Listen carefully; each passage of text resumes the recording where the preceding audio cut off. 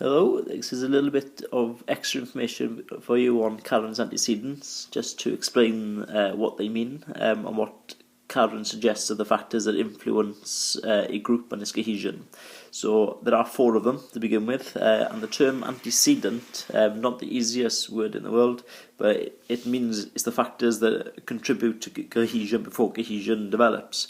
So you have to have these 4 factors, according to Carron, before you have cohesion in a team.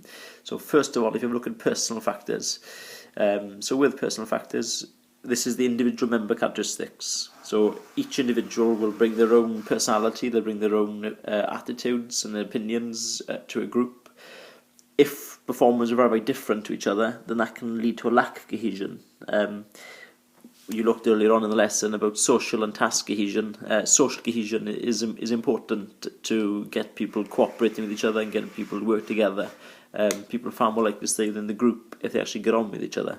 So that's what the personal factors are on about each individual. The environmental factors, these are the basis around how they get to being with the team in the first place. So if you live locally, for example at Hartpury, you've got students that are residential, you've got non-residential students. Naturally the cohesion with those who live together is going to be better than those who don't live together. If members of a group of similar age, they have similar interests and so on, those things can really contribute to having better cohesion. You can imagine having a group of 17, 18-year-olds with then 30, 40-year-olds playing in the same team. They can have very, very different perspectives on life and the way in which they approach their training and the reasons that they're there. And that can lead to a lack of cohesion. And indeed the contract aspect is, if you're on a contract that pays you £100,000 a year, whereas the person next to you is on £5,000 a year, that can lead to a lack of cohesion. Move on to leadership factors. This is a major one. It's incredibly important.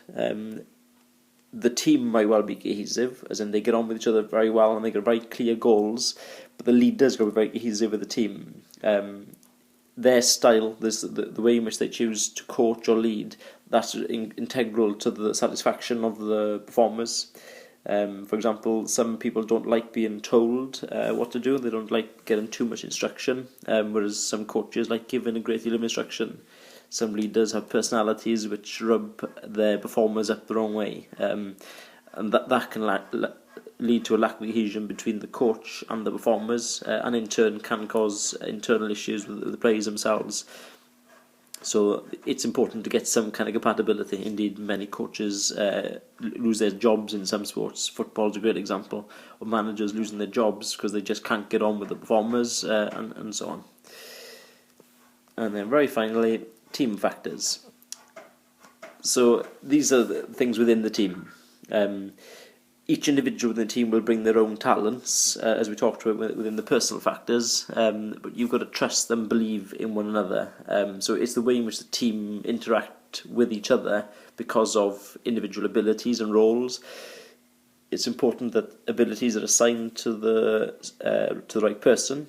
That if you're given a role of captain, or if you're given a role of chairperson, that's gone to the right person, and everybody respects that.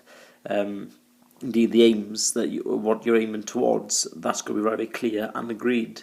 If the team aren't in agreement, then it's very, very unlikely you're going to get cohesion and people all pull in the right direction.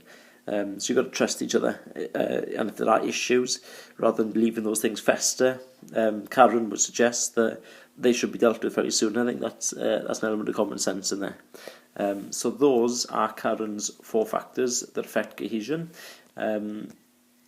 If all 4 of them are present and all 4 of them are effective, then you would expect the team to be cohesive, remembering that they don't have to all get on. We don't have to see social cohesion to enable the team to be effective, but it does help to have that in addition to task cohesion, although of course task cohesion can be enough on its own.